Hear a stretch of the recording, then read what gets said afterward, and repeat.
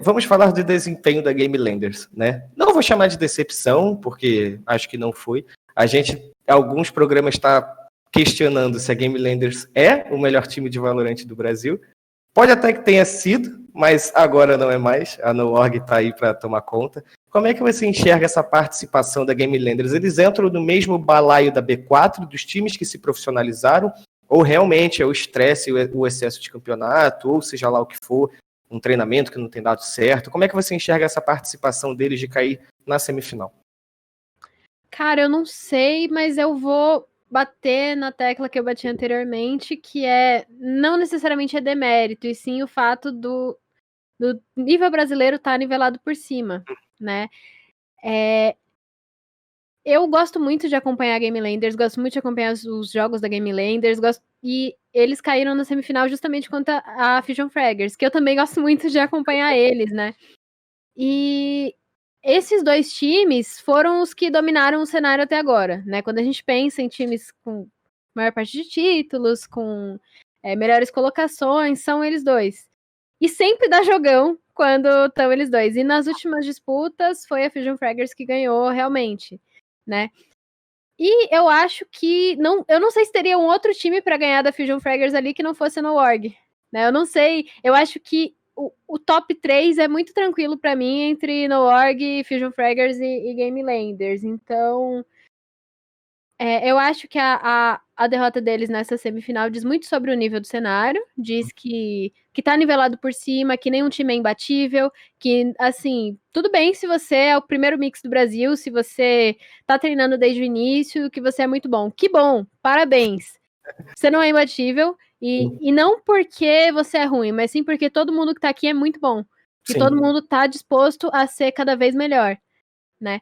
Mas eu acho que uma coisa que eu queria adicionar também sobre até essa questão da profissionalização é que com isso, essa agenda muito, muito grande, né, muito, muito pesada de campeonatos vai exigir mais dos jogadores, porque assim, nem todos os jogadores conseguem se dedicar integralmente ao Valorant. Uhum. E eu acho que boa parte dessa profissionalização também vai ter a ver com isso. Quais jogadores vão estar dispostos e vão poder, né, porque não é um privilégio você poder realmente largar tudo, entre aspas, para viver de esportes, para ter isso como a sua rotina. Quais jogadores vão poder se dedicar integralmente ao Valorant? E quem conseguir se dedicar integralmente ao Valorant vai sair na frente naturalmente. Com né? certeza. Com E aí eu certeza. fico preocupada com os times que estão sendo bons agora e que talvez não vão conseguir no futuro, né? Sim. Não sei se a Game Landers vai ser um desse, não sei se a Fusion Fraggers vai ser um desse. É uma coisa pra gente ir acompanhando no futuro, né? Com certeza. Sérgio, você acredita que, completando essa fala da Evelyn, hoje é como se tivessem várias Game Landers do passado, né? Hoje em dia estão vários times já nivelados por cima, como a Evelyn falou, né? Sim, eu até brinco, né, Paulo, que pra mim hoje o ranking, por exemplo, nacional, ele não é na vertical, ele é no horizontal. Você pega ali 5, 6 times e coloca um do lado do outro, ali qualquer um pode ganhar. Entendeu? Então, a minha opinião é essa. Não existe, nossa, a NoOrg ganhou um campeonato, é o melhor time do Brasil? Não. Naquele campeonato foi o melhor time. Amanhã pode chegar uma outra NoOrg e ganhar da gente. Isso foi uma das coisas, perdão. Não, só Isso foi vai. uma das coisas levantadas pelo tio ontem, antes de ontem, quando a gente conversou depois do título deles, né, que ele tava falando inclusive comigo sobre os nerfs no Operator. E foi exatamente isso que ele falou. Uma das coisas mais positivas e que mais dá pra ver mesmo o desenvolvimento do cenário é que, por exemplo, como você mesmo disse, Carbone, algumas semanas atrás a gente arriscava falar quais eram as quatro melhores equipes, digamos assim, mas somente 4, porque eram as que estavam mais expostas nos principais torneios, que eu tinha até comentado que eu falava que era B4, Game Landers, Fusion Fraggers e a Team One, que estava muito forte nos torneios no passado, mas a gente vê que se não depender da sinergia, quer dizer, que depende muito da sinergia, de trabalho em grupo, de estudar muito o jogo, de também estudar muito as equipes adversárias, porque a gente viu que só estudar o jogo não é mais suficiente. E eu concordo completamente com o que o Sevan falou em relação a ser, tipo, a tier list ser horizontal e muitas equipes no mesmo nível, e que realmente ganhar o GC Ultimate não necessariamente significa que você é o melhor time. Significa assim que você teve a melhor performance naquele campeonato, até porque tem muita gente boa jogando aquele campeonato, como a Eve falou, nivelou por cima o negócio. Então também não é fácil, né? Com Você certeza. comete um mínimo erro e você é muito punido pelo seu erro. Então, Eu acho que eu acho que foi o Taco, uma entrevista que a gente fez com ele, que ele falou sobre isso, que a diferença, às vezes, de você jogar no alto nível é exatamente esse.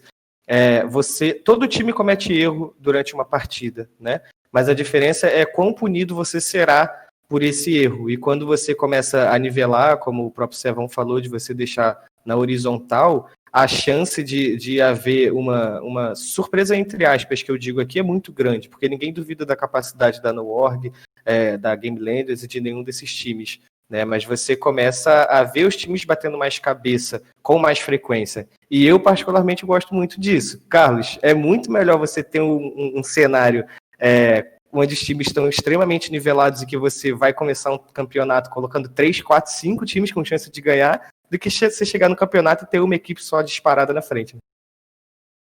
Cara, eu acho que com certeza eu concordo com o que você falou, mas eu acho que o FPS, não só o Valorant, ele tem uma linha de evolução meio que parecida. Eu vou fazer uma comparação agora com o 1.6. Quando o CS 1.6 surgiu, os times que tinham os melhores players, mais baludos, entre aspas, eles eram disparados os melhores times do Brasil. Só que skill em bala, dá pra você treinar e ficar do nível do cara. Uhum. Então, por exemplo, você pega uma Falcão, vou citar aqui mais uma citação polêmica. A Falcão tem 2 caras ali que pra mim são os caras mais esquilados do CSGO, que é o Kogu e o Michel. Só que não tem tática. Chega um nível que a bala por bala dos times ficam igualadas. A gente está passando nessa fase de transição.